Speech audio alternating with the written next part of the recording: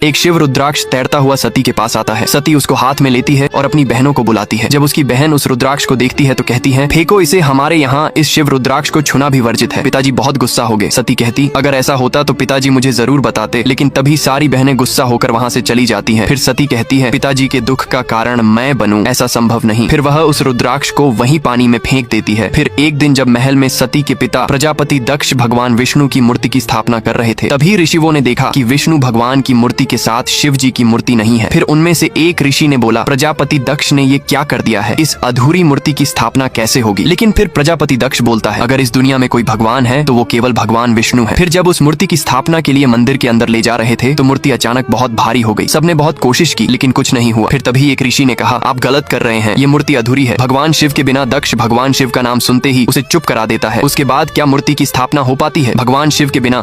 जब यह भगवान विष्णु की मूर्ति मंदिर में प्रवेश करने के लिए किसी से नहीं उठती तो प्रजापति दक्ष कहता है, मुझे भगवान विष्णु को खुश करने के लिए और मूर्ति को मंदिर में स्थापित करने के लिए एक महायज्ञ करना होगा। लेकिन ऋषियों ने कहा, इस महायज्ञ के लिए पारिजाति फूल की आवश्यकता होगी। तभी सती ने कहा, मैं लेकर आऊंगी। सती बगीचे में फूल लेने जाती है। फिर सती को एक छोटी तितली अपनी ओर आने का इशारा करती है। सती उस तितली के पीछे जाती है, लेकिन तितली जाकर उसी रुद्राक्ष वाले पत्ते पर बैठ जाती है जिसे सती ने फेंक दिया था। सती उस रुद्राक्ष को उठाती है और देखती है कि वह किसी पर्वत पर पहुंच गई है। वह जब आगे जाती है तो वहाँ पर बहुत सारे शिव भक्त थे जो अपनी आराधना में लीन थे। फिर सती महादेव के भक्त ऋषि दधीचि से मिलती है। फिर ऋषि दधीचि बताते हैं कि आपके पिता बहुत गलत कर रहे हैं, इसीलिए वह मूर्ति मंदिर में प्रवेश नहीं कर रही है। फिर वह सती को एक बड़े से पर्वत के पास ले जाते हैं और सती का हाथ उस पर्वत पर रखने को कहते हैं। फिर सती जब उस पर्वत पर हाथ रखती है तो उसकी सारी सच्चाई दिख जाती है कि कैसे उसके पिता भगवान शिव की मूर्ति भगवान विष्णु के मूर्ति के पास से हटा देते हैं। लेकिन फिर सती ऋषि दधीचि से कहती है, मेरे पिता सही हैं, आप मुझे भ्रमित करने की कोशिश कर रहे हैं। इतना कहकर सती गुस्से से वहाँ से पारिजाति फूल लेकर चली जाती है। इसके जब सती अपने पिता प्रजापति दक्ष को पारिजाति फूल लाकर देती है तो उसके पिता भगवान विष्णु को प्रसन्न करने के लिए महायज्ञ शुरू कर देते हैं। फिर सती उस शिल्पकार के पास जाती है जो भगवान विष्णु की मूर्ति को बनाया था। सती उससे पूछती है, क्या पिताजी ने भगवान शिव की शिवलिंग को हटाने को कहा था? शिल्पकार हाँ में सिर हिलाता है। फिर सती कहती है, क्या इसी कारण मूर्ति मंदिर में प्रवेश नहीं कर रही है? लेकिन ये कहाँ लिखा है शिवलिंग हटाने से मूर्ति मंदिर में प्रवेश नहीं करेगी। फिर शिल्पकार अपनी पोटली से भगवान शिव की शिवलिंग निकालता है और कहता है, अगर आपको यकीन नहीं है तो आप इस शिवलिंग को भगवान विष्णु की मूर्ति के पास रख दीजिए, आपको खुद सत्य का भान हो जाएगा। लेकिन इधर दक्ष का महायज्ञ संपन्न हो जाता है और वह मूर्ति को अंदर लाने को कहता है, लेकिन अब भी उस मूर्ति को कोई नहीं उठा पाता। फिर शिल्पकार उस शिवलिंग को सती को देता है और उसे भगवान विष्णु के मूर्ति के पास रखने को कहता है। सती शिल्पकार से शिवलिंग लेती है और छुपाकर उसे भगवान विष्णु की मूर्ति के पास रख देती है। सती जैसे ही शिवलिंग रखती है वह मूर्ति उठ जाती है और मंदिर में प्रवेश हो जाती है। प्रजापति दक्ष बहुत खुश हो उठता है, लेकिन प्रजापति दक्ष शिवलिंग के बारे में कुछ नहीं पता था। फिर दक्ष जब मंदिर में भगवान विष्णु की आराधना करने जाता है तो वह शिवलिंग को देखकर बहुत क्रोधित होता है और कहता है, ऐसा करने का दुस्साहस किसने किया? सती कहती, मैंने। जब प्रजापति दक्ष शिवलिंग को भगवान विष्णु के पास रखा हुआ देखता है तो पूछता है, इसे यहाँ रखने का दुस्साहस किसने किया है? सती कहती है, मैंने रखा पिता श्री। दक्ष कहता है, कह दो कि ये झूठ है, मेरी पुत्री ऐसा नहीं कर सकती, मुझे पूरा यकीन है तुम्हें किसी ने भ्रमित किया है। दक्ष गुस्से से कहता है, कौन है जिसने तुम्हारे मन में ऐसे गलत विचार भरे? सती कुछ बोलती उससे पहले वहाँ ऋषि दधीचि आ जाते हैं। उन्हें देखकर प्रजापति दक्ष समझ जाता है और कहता है, तो आपने ही मेरी पुत्री को भ्रमित किया है। ऋषि दधीचि कहते हैं, भ्रमित तो आप हो चुके हैं जो भगवान शिव को पूजा अर्चना से दूर कर रहे हैं। तब दक्ष कहता है, आपके शिव में पूजा अर्चना करने के लिए है ही क्या? फिर दक्ष सती से कहता है, दोष मेरा है जो मैंने आज तक तुम्हें शिव के बारे में जानने से वंचित रखा। लेकिन आज समय आ गया है कि कौन है ये शिव। शमशान में निवास करता है, नशे का भोगी है, भूतों असुरों अघोरियों के बीच बैठने वाला प्राणी है। ऐसे प्राणी को भला कोई भगवान कैसे मान सकता है? तब ऋषि दधीचि कहते हैं, ये भी स्पष्ट कर दीजिए, अघोरियों के वही शिव आपके भगवान विष्णु को इतने प्रिय क्यों हैं जो उनके बिना मंदिर में मूर्ति स्थापना स्वीकार नहीं कर रहे थे? और भगवान शिव को पाने के लिए किसी यज्ञ कोई विधि किसी की आवश्यकता नहीं है। शिव तो बस एक बेल पत्र पर ही अपने भक्तों के पास खींचे चले आएंगे। यकीन न हो तो अनुभव करके देख लीजिए। फिर दक्ष बेल पत्र मंगाता है। दधीचि कहते हैं, भगवान शिव तो अपने भक्तों के पास सिर्फ एक बेलपत्र पर ही खींचे चले आएंगे, यकीन न हो तो अनुभव करके देख लीजिए। फिर प्रजापति दक्ष बेलपत्र मंगवाता है और सती के पास जाकर उसको बेलपत्र देकर गुस्से में बोलता है, बुलाओ उस अभद्र शिव को। लेकिन सती चुपचाप खड़ी थी। तभी ऋषि दधीचि प्रजापति दक्ष के पास आते हैं और वह दक्ष से बेलपत्र लेकर सती को देते हैं और कहते हैं, सच्चे हृदय से उनका ध्यान करो, वो अवश्य आएंगे। सती ऋषि दधीचि से बेलपत्र ले लेती है और हाथ जोड़कर सच्चे मन से भगवान शिव का ध्यान करने लगती है। प्रजापति दक्ष को बहुत गुस्सा आता है, लेकिन उसके थोड़ी ही देर बाद महल में अचानक तेज हवाएं चलने लगती हैं। ऋषि दधीचि के साथ आए हुए सारे भक्त नृत्य करने लगते हैं। फिर एक रोशनी की चमक आती है। सती उस रोशनी की तरफ जाती है, तभी वहाँ भगवान शिव प्रकट होते हैं। भगवान शिव को देखकर सती की आंखों में आंसू आ जाते हैं। लेकिन जब महल के सारे ऋषि जन भगवान शिव को प्रणाम करते हैं तो प्रजापति दक्ष को बहुत गुस्सा आता है और गुस्से में भगवान शिव के पास जाता है। तब भगवान शिव बोलते हैं, आज प्रजापति ने मुझे कैसे स्मरण किया। तब दक्ष कहता है, मेरी इच्छा थी कि मेरी प्रजा और मेरी पुत्री भी देखें कि आप आखिर हैं कौन, और आपके भक्त सोचते हैं कि आपको प्रसन्न करना बहुत आसान है, इसलिए यह आपको भोलेनाथ कहते हैं। ये मूर्ख कुछ नहीं जानते, लेकिन मैं सब जानता हूँ कि आप एक षड्यंत्रकारी हैं। यह तो सब आपका ही रचाया हुआ एक खेल है। तभी ऋषि दधीचि कहते हैं, आप अपनी मर्यादा भूल रहे हैं दक्ष प्रजापति। आप भूल रहे हैं कि आप जिससे ऐसी कठोर बात कर रहे हैं वह स्वयं महादेव हैं। इसके अब ऋषि दधीचि कहते हैं, जिनसे आप ऐसे कठोर बातें कर रहे हैं वो स्वयं महादेव है और आप एक साधारण मनुष्य। तभी प्रजापति दक्ष गुस्से में कहता है, साधारण नहीं हूँ, मैं ब्रह्मा का पुत्र हूँ। यदि ब्रह्मा ने इस संसार की रचना की है तो मैं हूँ इसका संचालक। मैंने ही नियमों को स्थापित करके इस भूमि को जीवन निर्वाह योग्य बनाया है। वो मैं ही हूँ जिसने सारे संसार का उद्धार किया है। मैंने ही हमेशा सारी प्रजा और ऋषियों की देखभाल की है। मैं साधारण मनुष्य नहीं हूँ। तभी भगवान शिव कहते हैं, किसके लिए किया ये सब? यह तो एक प्रजापति का कर्तव्य है, इसी कारण से आपका जन्म हुआ है। तो फिर यह उपकार कैसा, वह भी किस पर? प्रजा के ऊपर। कैसे प्रजापति? दक्ष, आप अपने चारों ओर देखिए, वो सूर्य, पेड़ पौधे, जल, हवा, यहाँ तक कि पशु पक्षी सभी इस संसार को चलाने के लिए हर दिन अपना अपना योगदान दे रहे हैं। कभी किसी को अपनी महानता का बखान करते हुए सुना है आपने? दक्ष को बहुत गुस्सा आता है। भगवान शिव कहते हैं, हे ब्रह्मपुत्र, आप तो ज्ञानी हैं, विचारवान हैं, आपको आवश्यकता है तो अपने भीतर झांकने की, आपको आपके सारे प्रश्नों का उत्तर मिल जाएगा। मैं तो ठहरा एक वैरागी, न सम्मान का मोह, न अपमान का भय, न मेरा कोई शत्रु, न मित्र, न कोई अपना, न कोई पराया, न इस संसार से कुछ लेना ना देना। लेकिन जब कोई इस संसार पर अधर्म करेगा तो मैं उसका विनाश करने अवश्य आऊंगा। इतना कहकर भगवान शिव चले जाते हैं। तभी सती उनके पीछे जाती है, लेकिन दक्ष उसे रोक लेता है और गुस्से से वहां से चला जाता है। इसके अगले पार्ट के लिए चैनल को सब्सक्राइब करके कमेंट में पार्ट 7 लिख दें।